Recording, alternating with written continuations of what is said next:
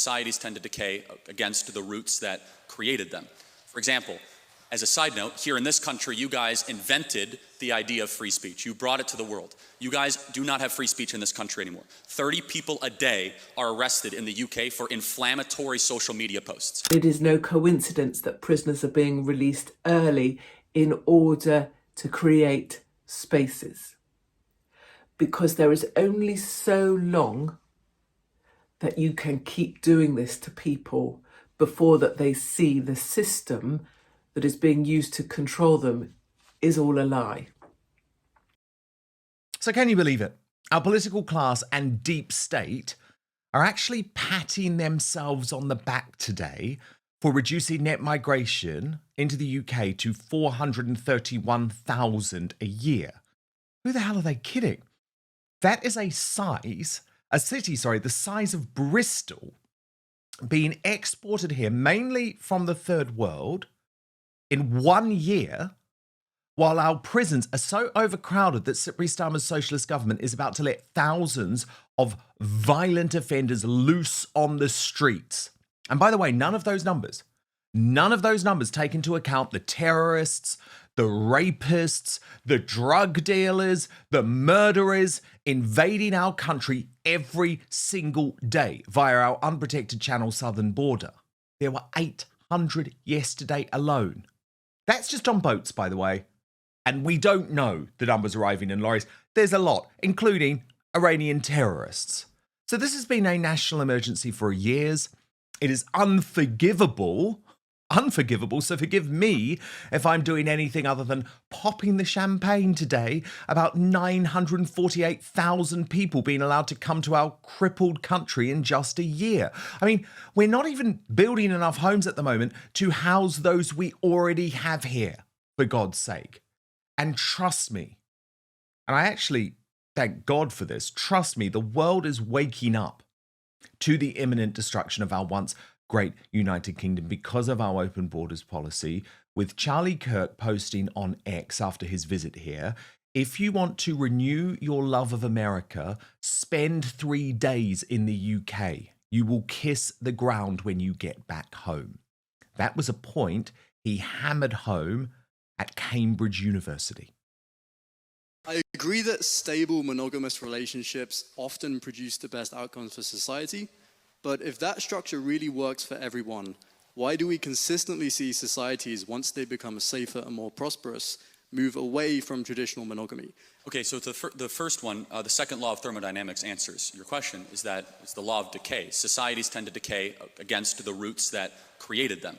For example, as a side note, here in this country, you guys invented the idea of free speech. You brought it to the world. You guys do not have free speech in this country anymore. 30 people a day are arrested in the UK for inflammatory social media posts. It is normal, unfortunately, for civilizations to get away from how they once operated and how they once were. Prosperity leads to degeneracy, for sure. And so once you are prosperous, you tend to no longer have the moral guardrails or the limitations, let's just say, you no longer have delayed gratification because you have instant gratification, because you have a surplus of goods, and then you have a decline of a transcendent moral order.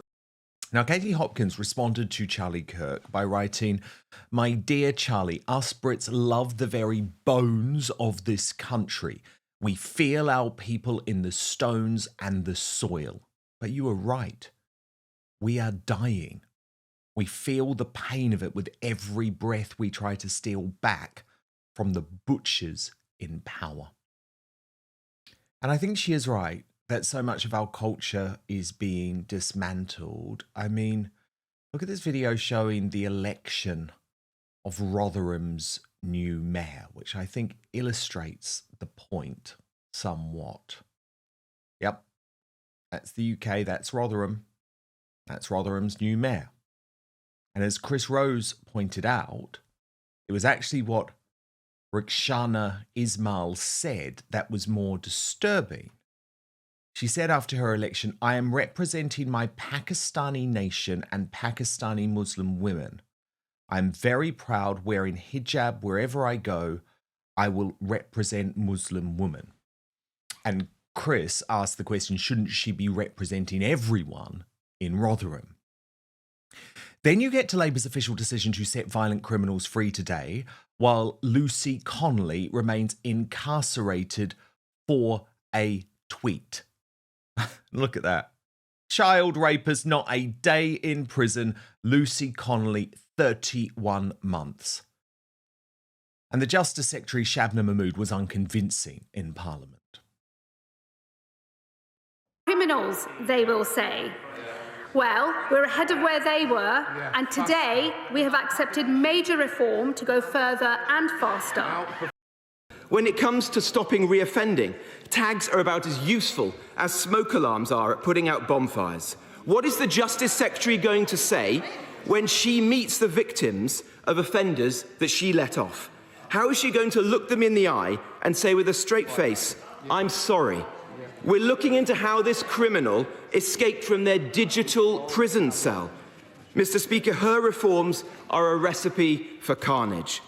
Good response from Robert Jenrick there. However, it's actually Katie Hopkins who has today exposed the real reason behind this prisoner release plot.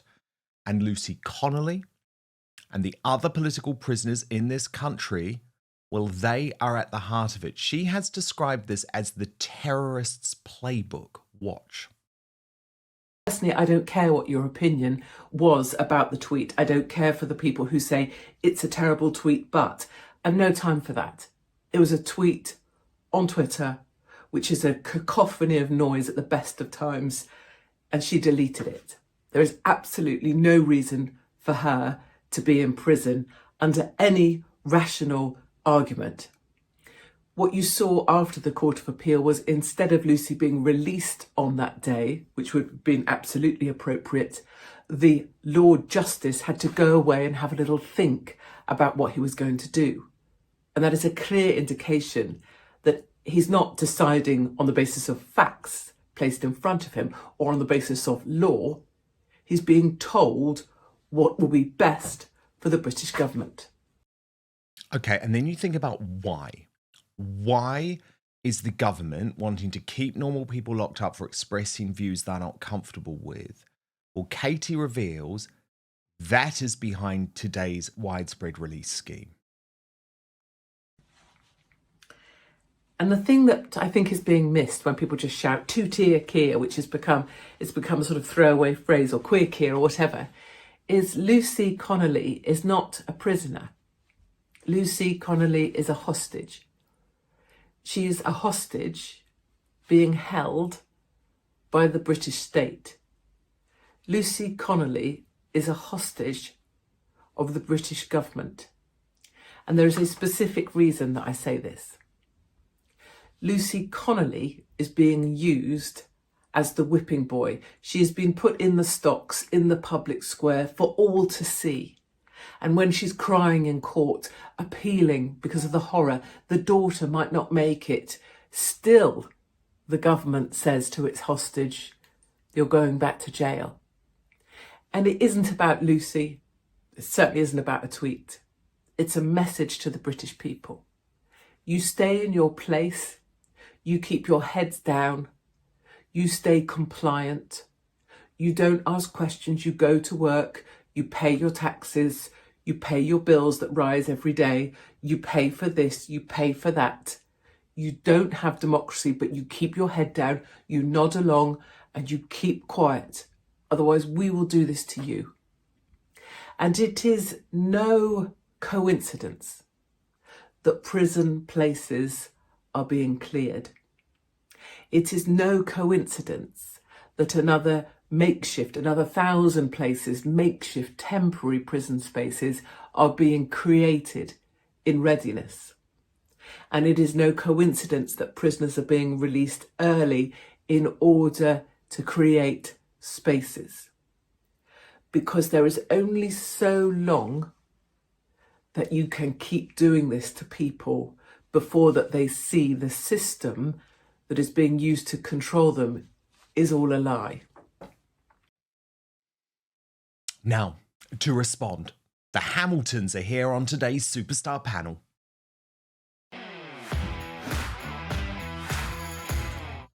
Hello, you two. I don't know where to begin. So, Neil Hamilton, let me ask you first. Charlie Kirk is right, isn't he, when he says we have no free speech in the United Kingdom, when he describes us as a totalitarian country? Those were his words in an interview before that debate at Cambridge University, because how can anyone deny that when we see Lucy Connolly in prison for 31 months for a tweet, and then a child rapist on the streets without spending a day behind bars, and after this decision today from Shabnam Mahmood, a whole load more violent criminals joining him? Well, you'd be forgiven for thinking that the whole of the British establishment has gone completely mad. But what we're seeing here is actually an agenda being imposed upon us all to destroy most of the things which made Britain great as a country and makes us a country still to have been proud of. But who could be proud of Britain in the shambles that it's in today?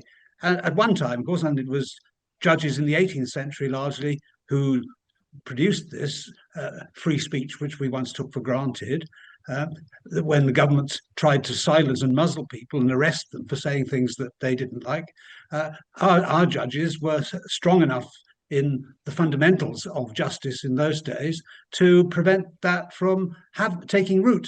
And today, because of so-called hate speech in the equalities legislation, which the Tories did nothing to reverse or to amend in their 14 years of office, and many other restrictions on freedom which have been developed over the last few decades, you're absolutely right. Free speech is very seriously curtailed. And clearly it's an absurdity that violent criminals who've done horrible things like be participants in gang rapes are let out of prison, whilst one relatively harmless individual who in a hot-headed moment put something which offended a lot of people on Twitter, which is full of offensive remarks all the time by millions of people, she is actually banged up in prison for 2.5 years or more. How much of her sentence she will actually serve at the end of the day. And that is a preposterous sense of priorities. And it's amazing that British governments of all persuasions, because the last government was a Conservative Liberal coalition, and now we've got a Labour government, they've all actually been of this mindset. We have a uni-party in this country, which now is being threatened by Reform UK, of course, but nevertheless, we have had for 30 years or so, a uni-party that's one party is indistinguishable from the other in what they do in office. That's why the Conservative Party is in the parlous state that it's in today, and the Labour Party looks as though it's going the same way. Fortunately, this establishment consensus is breaking down and being broken down because the British public is now rising in revolt against this, and so it should. Free speech one time was guaranteed for anybody who was peaceable. And if the reasonable man could infer from your words that you were provoking violence, then that speech could be restricted. But nobody in his right mind, I think, reading the tweet of Lucy Connolly, which was only up there for 15 minutes anyway before she deleted it, could possibly be regarded as a serious attempt to provoke rioting or violent disorder. But first, Father's Day is just around the corner. And let's be honest, Dad does not need another coffee mug or a pair of socks. It's time to give him something he will actually use. So meet the Chairman Pro from Manscaped, the perfect Father's Day gift for the dad who deserves to look and feel his best. This isn't just any razor. The Chairman Pro is a high-tech, dad-approved grooming upgrade. It's an electric face shaver that can tackle up to 5 days of growth and features 2 interchangeable blade heads. So whether he's cleaning up for golf, dinner, or just another accidental nap on the recliner, make sure he does it with style. The Chairman Pro is perfect for the dad who taught you how to shave and now needs a reminder of how it's really done. So have him join the over 12 million men worldwide who trust Manscaped. Use the code Outspoken for 15% off your entire order at manscaped.com. I use Manscaped every day. This is honestly the best gift for Father's Day. The 2 interchangeable skin-safe blade heads are so handy, by the way, because there's the 4-blade foil for a super close shave or the skin-safe stubble trimmer if you want the sophisticated 5 o'clock shadow look, which is what I go for. And there's a 360-degree contouring head and blade which flex and adjust to the contours of the face and neck. It is waterproof. It has mega battery power, 75 minutes of runtime on a single charge, plus a 2-year warranty on all powered devices, giving you peace of mind with every use. So get your dad a Father's Day gift. It's coming up. It's coming up. I'm sure you're freaking out about this right now. So just get him a Manscaped and he will be delighted, let me tell you. Manscaped.com is the address where you need to head online. If you use the code Outspoken, you will get 15% off your entire order. So www.manscaped.com, or just click on the link in the description box below. But now, back to the show. There's so much misreporting about it because people are trying to suggest that she posted that once there was disorder underway. I mean, I call them the so-called riots because I think they were infiltrated by the left and Antifa and all of that. But let's put that to one side. Her post actually was up days and days before there was any type of violence on the streets. And actually, she posted numerous other tweets once there was disorder on the streets saying that the violence was wrong. So there's so much mischaracterization of what she said. Now, Christine, can I ask you about Katie Hopkins' claim today that she thinks this prisoner release scheme, which Labour is undergoing, is all part of a plot effectively to keep more prison spaces available, presumably if there are more riots, for example, this summer? Well, as so often, Katie Hopkins is right. She really is. A lot of people think she goes over the top, but she hits the nail on the head. And in particular, she did when she said that Lucy Connolly was a hostage. And of course, she's a prisoner in the general sense of the word, but she is also a hostage. And she is there in the way that Admiral Byng was shot, pour encourager les autres, just to make sure, as she said, or you said, both of you said maybe, that the rest of us stay in line and we don't voice our opinions on Twitter, just in case they might disagree with the government. So no, I think I've actually forgotten exactly what your question was, but Katie is right. And yes, we are that's about emptying the prisons. Yes, of course. They're not interested in having people in prison who have done serious offences. I mean, if somebody's done 5 years for some horrendous act, then let them out so they can put some poor Lucy Connolly in. Then I think she is right. And of course, there's a problem in the prisons. And I blame the Tory government. I blame governments going back for decades. There should have been a really big prison building programme, which there hasn't been, so we end up in this mess. And it also goes back to your earlier remarks about immigration. I don't know the answer to this, but the nationality of the persistent offenders in prison is not British. They are not British. Most of these people our prisons are, look, they should people be aren't sent prepared abroad to say this, of course, because people aren't prepared to say this, but our prisons are now controlled by Muslim gangs. I mean, that was behind the slashing of the throat of the prison officer at HMP Woodhill just last week, where Tommy Robinson is obviously housed. And Neil Hamilton, I mean, we see these net migration figures today, which the Tories are patting themselves on the back about. The Labour Party are patting themselves on the back about. I'm sorry, we let 940,000 people in legally. That doesn't take into account the people that are arriving illegally in the invasion of the Channel. And I'm really interested to know what you think about this debate, which has been sparked by Stephen Edgington online about whether Enoch Powell has actually won the argument here, because Carl Benjamin posted saying, yes, he won back in the 60s. It just took them this amount of time to realise. And Paul Joseph Watson added, thus still mad about a line from a speech given 57 years ago shows you how powerful it was. And I mean, can you see that we are at all as a country able to import a city the size of Bristol every single year, let alone all of the cultural issues that are coming from waving goodbye so many English people and importing so much of the third world? Yeah, I knew Enoch Powell. Enoch Powell was a friend of mine, when he made his now famous Rivers of Blood speech, it's called, that's actually part of a Latin quotation that he gave when he made the speech. When he made that speech in 1968, the average net inflow of migrants to this country was 50,000. Mhm. 50,000, 1/10 of the figure that the government is now patting itself on the back about. And the idea that we could, within half a century or so, see nearly 1 million people added to our population every year through migration under a Conservative government. Let's remember, that's what happened under Conservative government as a result of Boris Johnson relaxing controls on visas. So that's what happened. But those figures actually don't tell you the whole story. No. What about the illegal overstayers, the people who are given visas but then stay after those visas? And we're told expired? it's 1.3 million illegals in this country. There's no way. It's definitely 2 million plus.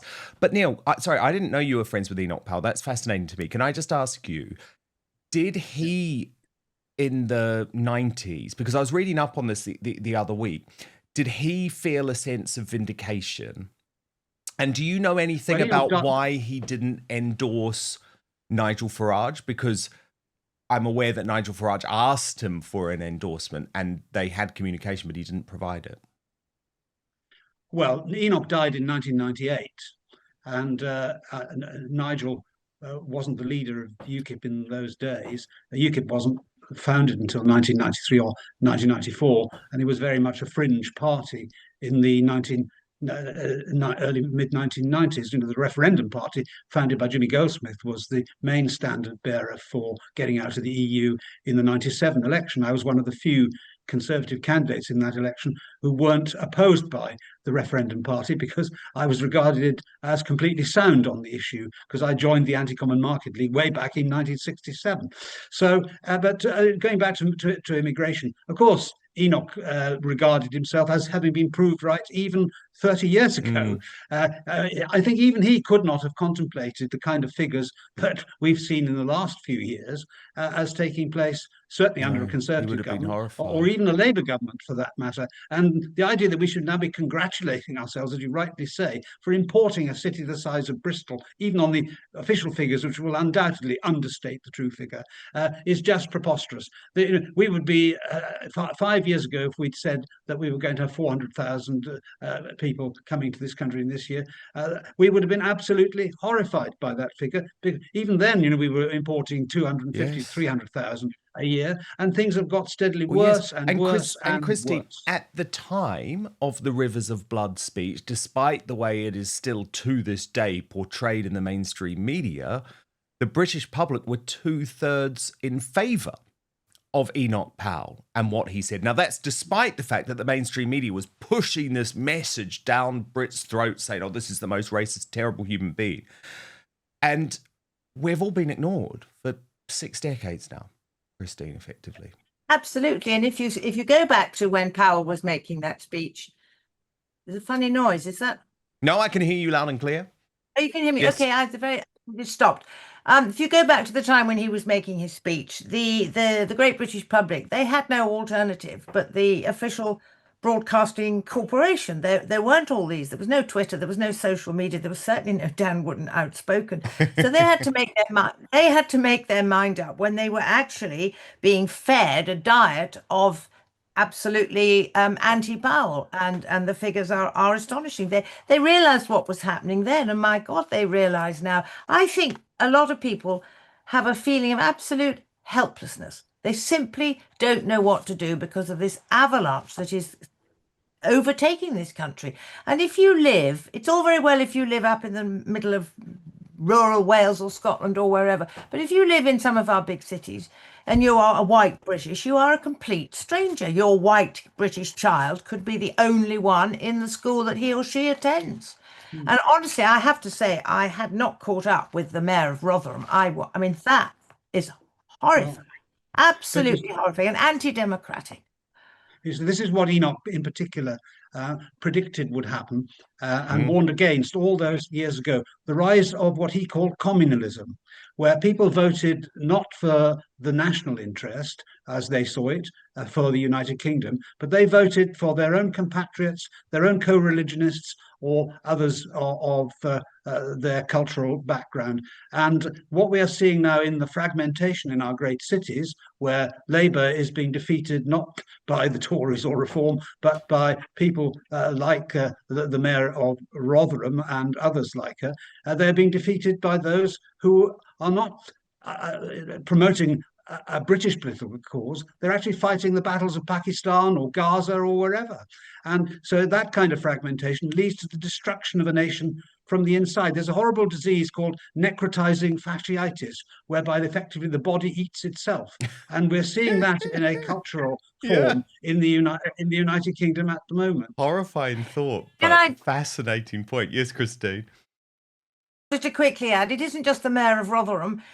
I don't know the exact figure, but there's a very large number of Labour MPs nowadays in the House of Commons whose first loyalty is not to this country, it's not to the British people, it is not to their constituents, it's to the country We of saw their it the other birth day, didn't we, with the airport? or to their religion. Yes. What campaigning to build an airport in Pakistan? I mean, honestly, astonishing.